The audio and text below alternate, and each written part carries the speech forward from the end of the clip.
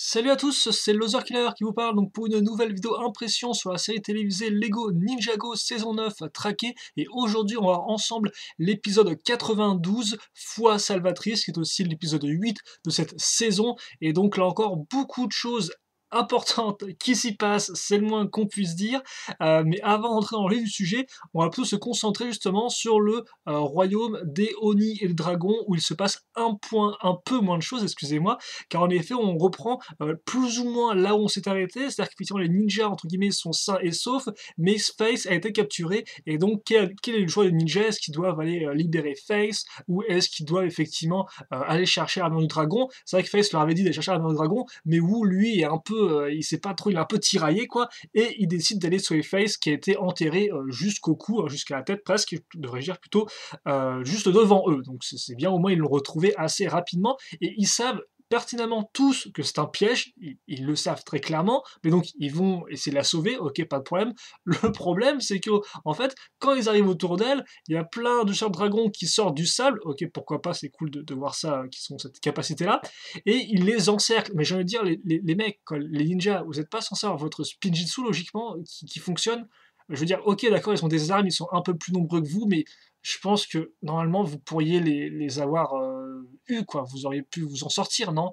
Mais visiblement non, vu que ça suffit à calmer les ninjas et à tout de suite les arrêter pour qu'ils se fassent tranquillement emprisonner avec Face et mis sur un pilier hameçon à dragon là, pendant que justement les chasseurs de dragons se réjouissent de leur prise. Forcément, Face, grande gueule, décide de confronter Iron Baron sur ses mensonges, d'essayer en fait de convaincre un peu les autres chasseurs de dragons, que voilà, Iron Baron leur a menti, qu'ils sont en territoire Oni, parce qu'effectivement ça j'avais oublié de préciser dans l'épisode précédent, mais à un moment on voit effectivement Iron Baron et sa troupe qui vont entrer en territoire Oni, et ça sert surtout à montrer l'allégeance qu'ont ces troupes envers lui, parce que justement voilà, ils n'ont pas peur d'entrer en Oni si c'est pour leur chef. Et donc ils le font, et donc justement elle prend ça comme base et elle dit voilà, on est en Royaume-Uni, mais il n'y a aucun Oni, ça se trouve il les a inventés, ça se trouve c'est même lui qui a attaqué son ancienne équipe, qui a péri lorsqu'ils sont allés chercher l'épée avec faite en os de dragon, voilà, donc bref. Elle tente un peu d'en convaincre certains qui sont un peu convaincus, puis Aaron Baron la fait taire assez rapidement. Entre-temps, effectivement, Wu apprend qu'on peut rigoler même en situation critique, hein, c'est Jay qui lui enseigne ça, là encore, et forcément ça fait un peu référence aux autres sessions d'entraînement qu'il a eu juste auparavant avec Cole et Kai. Souvenez-vous, je vous en avais parlé, un Kai qui lui apprend la confiance, etc. Cole qui lui apprend à ne pas mentir, entre guillemets, etc. Et donc Jay qui lui apprend plutôt voilà, à prendre les choses des fois du bon côté, afin de... Même si elles peuvent paraître un peu, des fois, un peu sombres dans l'idée. Et donc justement, pendant l'espèce de conflit verbal entre Iron Baron et Face, eh bien, Wu se souvient, il a tous ses souvenirs qui reviennent, et ça lui revient tellement qu'il lui pousse une moustache et une petite barbiche, et il devient tellement fort en un instant qu'il arrive à s'échapper de ses liens et à confronter Iron Baron, ce qu'il fait honnêtement plus ou moins bien, mais là encore il se fait plus ou moins stopper en fait, et Iron Baron lui dit simplement, en fait si tu m'aides et tout, eh bien je peux, si tu m'aides à récupérer l'armure, je ferai en sorte d'envoyer tes ninjas à Ninjago, et Wu accepte. C'est assez bizarre parce que là encore, on pourrait penser, alors j'ai peut-être pas non plus tout suivi, mais on pourrait penser que Wu a plus ou moins la main dessus, hein, sur, même s'ils sont plusieurs contre lui, il a l'air quand même plutôt fort à manier le bâton, mais visiblement non. Donc ça se trouve, c'est aussi entre guillemets une sorte de stratégie de Wu. Là encore, les ninjas et Face sont un peu perdus face à ces décisions-là, parce que là, forcément, juste auparavant, t'as Face qui a dit que Aaron Brown c'était le pire des menteurs, et juste après, t'as Wu qui demande est-ce que je peux vous faire confiance, quoi? Est-ce que tu demandes ma parole au Iron Baron? Donc forcément, tu crois pas trop, mais bon, peut-être que Wu a un plan caché. Et donc après, eh bien, il part avec eux, et forcément, comme Jet Jack a capturé Face, elle dit bah, c'est moi ton bras droit maintenant, Iron Baron, il faut que je t'accompagne parce qu'effectivement c'est dangereux, vu que voilà, maintenant Iron Baron part avec Wu pour aller récupérer un dragon, et Iron Baron l'envoie paître, ce qui veut dire qu'effectivement il n'a strictement rien à faire de ces chasseurs de dragons. Voilà. Et donc, si je ne me trompe pas, c'est plus ou moins tout ce qu'on a vu. Donc voilà, peut-être le dernier soubresaut de souvenir pour vous avant d'aller eh bien, voir le Firstborn et les espèces de pactes bizarres avec Iron Baron qui sont quand même un peu le pâté, on ne va pas se le cacher. Et après, donc, on a Ninjago City, et là, par contre, autant vous dire, il s'en passe des choses à masse, hein, à balle, si vous excusez l'expression, parce qu'en effet, donc, on en était resté avec Mistake sous la forme de Harumi qui emmène Skylar face à Garmadon afin que cette dernière puisse absorber ses pouvoirs pour qu'il ne puisse plus contrôler le golem, le colosse de pierre, devrais-je dire, et forcément la vraie Harumi ensuite arrive à s'évader et fait face à Garmadon, et donc il y a une discussion qui se fait entre les deux. Assez rapidement, il y a Harumi qui dit qu'il s'agit d'une Oni métamorphe, ce qui est assez rigolo parce que logiquement il ne me semble pas que Harumi connaissent les Oni, si je dis pas de bêtises, enfin, elle connaît les masques Oni, mais est-ce qu'elle sait ce que c'est qu'un Oni, quoi, dans l'idée. Après, forcément, dans l'épisode précédent, ils ont tenu à montrer Mistake qui se transformait un peu devant elle, donc ça veut dire qu'ils auraient peut-être pas dû lui montrer ça, quoi, parce que forcément, maintenant, ça fait qu'Harumi sait pertinemment qui est Mistake, quels sont ses pouvoirs, elle peut le prouver plus ou moins à Garmadon. Bref, donc elle fait ça, et rapidement, effectivement, le plan est découvert, et ça fait que Mistake, décide de montrer son vrai visage, hein, suivant les menaces de Garmadon, et son vrai visage, surtout ses vrais pouvoirs. Alors ça, effectivement, en termes d'apparence, elle ressemble beaucoup, je trouve, au Garmadon qu'on avait en 2011, avec simplement le corps, avec les sortes de parties un peu squelettiques à l'avant, l'espèce de cage thoracique. Donc c'est assez particulier.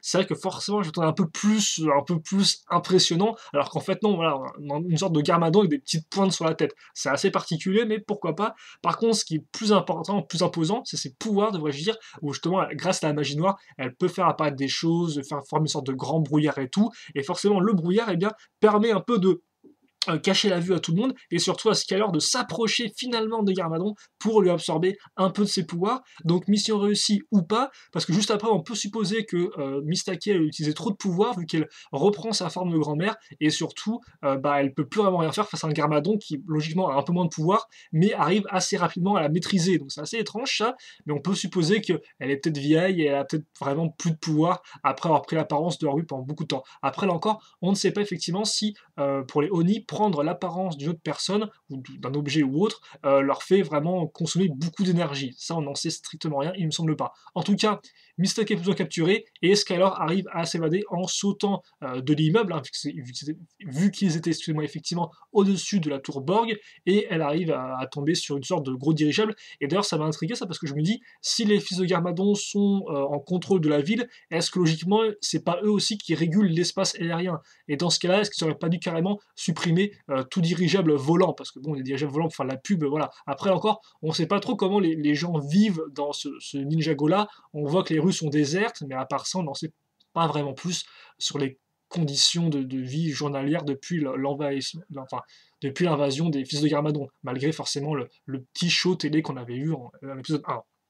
Et donc ouais, bon, heureusement pour elle, visiblement, il ne contrôle pas l'espace aérien, et donc ça fait qu'elle retombe sur un dirigeable et peut s'échapper, et par contre laisser Mistake derrière, et rapidement il est mentionné quand Kilo va pour poursuivre Skylar que ils n'auront pas à s'en faire de Mistake, qu'elle, on s'en est occupé. Et donc c'est vrai qu'on peut supposer que Mistake est morte en fait, tout simplement, hein, vu que voilà quoi. Donc c'est un peu particulier, c'est vrai que c'est pas non plus trop expliqué, mais bon, pour l'instant, voilà, en tout cas elle a disparu et on verra bien par la suite. Et donc, forcément, Skylar fonce au QG. Elle réalise que Mistake a été prise, hein, qu'elle a pris le contrôle un peu de Port Garmadon, mais voilà, et que il y a ils vont pour justement aller essayer de maintenant l'arrêter, vu qu'elle a été suivie par les fils de Garmadon. Donc ils montent sur le building, et là, elle essaye d'utiliser ses pouvoirs pour contrôler, les pouvoirs de Garmadon qu'elle a absorbés pour contrôler le colosse. Ça marche, mais en fait non, parce que c'est Garmadon qui le contrôle, et là justement, elle essaye et tout, elle est coachée par Lloyd, et c'est justement la première fois où on voit vraiment Lloyd coacher un autre personnage. On l'avait vu prendre les décisions un peu auparavant, mais c'est vrai que ça fait référence directement à ce qu'il avait essayé d'apprendre avec Mistake justement, où il devait coacher Daref contre Karloff, et donc là il coach à fond Skylar pour qu'elle croie en elle et qu'elle puisse vraiment prendre le contrôle du colosse, et elle y arrive. Et donc après ce qui suit, c'est plus ou moins une bataille de main à distance, hein. Vous avez des gros plans sur Garmadon, sur Skylar et tout, il y a comme un genre j'arrive à contrôler le colosse et tout, c'est assez impressionnant. Forcément il y a quelques dommages collatéraux, à savoir déjà Kilo et Ultraviolet qui étaient sur leur moto et se font intercepter par le colosse et rapidement mettre à terre, hein, on va le dire, ou en l'air dans le cas d'Ultraviolet qui part un peu voir les nuages. Donc eux deux, visiblement, leur cas aussi est réglé, ça c'est fait. Et après l'idée c'est que voilà, il faut rediriger le colosse contre Garmadon qui commence à perdre prise, qui rage bien parce qu'il veut être en contrôle, et voilà, il s'obstine, ils veulent contrôler tout face à une Harumi qui semble un peu désespérée face à ce colosse qui commence à grimper un peu la tour Borg. Il y a un petit moment de flottement, un moment justement où les deux perdent le contrôle, le colosse s'écroule, Garmadon reprend le contrôle, Harumi entre-temps justement elle est partie, alors on sait pas trop pourquoi elle part en fait. Est-ce qu'elle part juste pour sauver sa vie? Est-ce qu'elle part pour essayer d'aller intercepter Lloyd et les autres justement, histoire de les arrêter directement en les affrontant face à face quoi? On sait pas trop. Tout ce qu'on sait c'est qu'elle finit dans un building, qu'elle va s'échapper du building qui est en train un peu de secouer par justement les différents chocs du colosse de pierre qui s'écroule plus ou moins à terre quoi, qui fait des gros tremblements de terre. Mais là, elle entend justement une voix, elle revit la scène où justement elle a perdu ses parents, où elle a été sauvée, ses parents sont restés derrière et finalement ont été tués par l'effondrement d'un building lors justement de l'attaque du grand dévoreur. Elle décide justement de sauver tout le monde ensemble, donc c'est un peu sa dernière action, enfin c'est une action tout du moins qu'elle fait un peu bienfaisante, on devrait dire ça, alors qu'elle n'avait pas vraiment vu ce côté-là depuis bien longtemps. Elle les sauve, mais le passage s'écroule, et donc finalement elle monte sur le toit, et finalement le building s'écroule, et Harumi a juste le temps de regarder Garmadon, puis Lloyd, et voilà, le building s'écroule avec elle, et on suppose visiblement qu'elle est morte avec l'effondrement. Là encore, c'est assez particulier, parce que c'est vrai que tout du long, on voit le colosse qui met des grands coups de poing dans la tour Borg, des trucs comme ça et tout, et on se dit, il va arriver un truc super violent en fait, et pas du tout, c'est vraiment plus une répercussion d'un tremblement de terre qui fait que le building où est Harumi s'effondre. Donc en fait, on la voit un peu s'effondrer en slow-mo, un peu de loin quoi, mais on n'a pas vraiment ce côté. On a pas vraiment un gros impact en fait dans sa mort quoi, à part si ce n'est les gros plans sur le regard qu'elle donne à Lloyd. Alors bon, aussi ils sont super loin, on peut se dire est-ce qu'il l'aperçoit vraiment, on peut supposer que oui, mais quand même ils sont super loin quoi. Donc voilà, un dernier regard, et peut-être voilà, une Narumi qui cherche peut-être le regard de Lloyd pour lui dire regarde, j'ai quand même sauvé des gens avant de périr. Et forcément, celui qui s'énerve le plus, c'est Garmadon qui pète une crise en fait, parce que visiblement il s'était vraiment attaché à Harumi. Là encore, c'est vrai que ça date plus ou moins de 2 épisodes, hein, je tiens à dire, leur espèce de pacte père-fille, donc c'est un peu particulier, mais bon voilà, il est grave vénère, il reprend le contrôle du colosse. Entre-temps, Skyler, elle, n'arrive plus à avoir le contrôle du colosse, en fait même voilà, les pouvoirs de Garmadon visiblement la tuent, hein, elle n'arrive plus à. Elle se fait submerger par les pouvoirs, elle ne peut rien faire, donc Lloyd veut qu'elle arrête, tout simplement, quoi, mais elle tombe rapidement plus ou moins dans une sorte de vague, de transe, un peu comme ça, inerte, et voilà, le colosse fonce sur eux, et forcément, l'épisode se finit là-dessus, pour un bon gros cliffhanger riche en émotions. Ça, on peut le dire, hein, quand même, deux morts, visiblement, avec Mistaki Harumi, ouais, voilà quoi, c'est quand même un gros truc, c'est pas rien, et c'est vrai que ça arrive un peu comme ça en fait, parce que juste auparavant on avait Harumi, alors c'est vrai quoi, on a Harumi qui pendant toute la saison est un peu en mode, oh là là, Garmadon, il me respecte pas et tout, enfin il me prend vraiment pour rien parce que j'arrête pas d'échouer, donc elle doit sûrement s'en vouloir à fond. Après finalement elle arrive à le récupérer et tout, elle fait le pacte qui est super important pour elle, juste après elle se fait enlever, enfin elle se fait enlever entre guillemets, voilà, puis après elle arrive quand même à remonter, à prouver que c'est elle, et juste après elle meurt en fait. Donc c'est vrai que c'est très très rapide au niveau de l'enchaînement d'action, parce que j'aurais peut-être bien aimé qu'on ait un peu plus de rapport Garmadon, comment dirais-je, Garmadon et Harumi, toi. Peut-être que les deux auraient pu pas tenter Lloyd, mais bon, se moquer de lui, ou truc comme ça et tout. Et c'est vrai qu'on n'a pas vraiment ce côté-là, quoi. Il est amené un peu à la fin, elle arrive à avoir ce pacte, et juste après, au final, elle décède. Donc c'est vrai que c'est assez particulier, et j'aurais peut-être aimé qu'il y ait un peu plus dans la relation post-pacte père-fille entre les deux. Bon, après, ce n'est pas le cas, et c'est comme ça.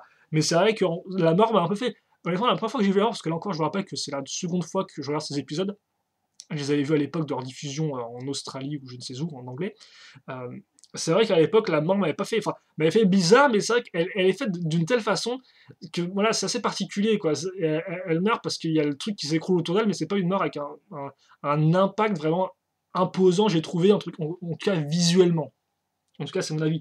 Donc ça me fait toujours bizarre au final de me dire, bah, Omi est morte, ouais. Parce que c'est vrai que bon, Harumi avant c'était surtout là ce côté un peu du genre je veux me venger de Lloyd parce que voilà, parce que à cause de lui, Grand Dévoreur il a attaqué, les ninjas n'ont pas sauvé la ville, c'est Garmadon qui a sauvé la vie, et c'est vrai que bon, voilà, Harumi est un personnage qui est intéressant mais qui a aussi des failles en fait dans son concept, et donc c'est vrai que la mort au final de Harumi m'a pas non plus tellement marqué que ça, enfin m'a pas non plus vraiment retourné que ça quoi, même si là encore c'était assez c'est pas impressionnant, mais voilà, je ne m'attendais pas non plus à ce qu'elle meure tout de suite, en fait. Je ne m'attendais pas à ça. Mais c'est vrai que c'est assez. J'ai pas non plus tant d'affect par rapport à ça. Bref, En tout cas, voilà donc pour Harumi qu'on quitte. C'est comme ça. Il faudra voir ce qu'il arrive au reste des fils de Garmadon. Mais en tout cas, pour l'instant, effectivement, on s'approche vraiment de la fin. Il faut aussi voir avec Wu et le Iron Baron, forcément avec Firstborn qui va arriver. Donc ouais, là on sent qu'on est sur la dernière pente descendante avant la toute fin. Et donc ça commence vraiment à devenir important. Et c'est vrai que ouais, même Mistaki, au final, on la voit depuis quand même pas mal de temps, un peu mystérieux. Là, c'est vraiment révélé. On a la version Oni, ça s'est fait, donc le mystère n'est plus. Et ouais, elle a encore aussi, bah, ouais, elle est un peu mise de côté pour l'instant. Et bien, elle a disparu, elle est morte. Voilà, c'est un peu. Là encore, c'est un peu en secret. Forcément, c'est un dessin animé pour enfants, avant tout, même si bon, il utilise beaucoup de fois le mot tuer, mais ou mourir. Mais il en reste qui vont pas non plus montrer directement la mort des personnages, quoi. En tout cas, pas de ce que je me souvienne, ou alors je me souviens mal, quoi. En tout cas, voilà, beaucoup de choses à dire sur cet épisode, il se passe beaucoup de choses, c'est quand même assez impressionnant, je m'en ai pas à ça, avec effectivement le truc commence en plus avec une sorte de vieux piège pourri avec Face et les ninjas qui se font prendre, et au final, dès la fin, on a ce grand passage, ce grand conflit, et c'est aussi super cool de voir Skylar vraiment qui va à fond, parce que c'est quand même donné à fond pour Lloyd, hein, déjà auparavant, et là, nous, bah, déjà auparavant, quand ils vont dans la tour Borg, à nouveau là, effectivement, où elle prend le contrôle d'un Colossus, c'est quand même assez impressionnant, comme c'est vrai que Skylar n'est pas tellement développé que ça au niveau de son personnage, hein. Elle suit plus ou moins les ordres, mais au niveau de ses pouvoirs et tout, vraiment, elle a quand même un peu le focus sur elle, la mise au point sur elle, entre guillemets, et c'est assez intéressant ça aussi.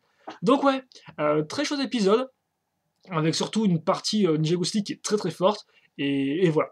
Donc nous on se quitte là-dessus, si vous avez des commentaires, des questions, n'hésitez pas à les poser, j'y répondrai avec grand plaisir, comme d'habitude, et puis nous, eh bien, on se retrouve très prochainement pour une nouvelle vidéo, portez-vous bien, passez une bonne journée, une bonne soirée, une bonne tout ce que vous voulez, et à la prochaine. Salut à tous et à toutes.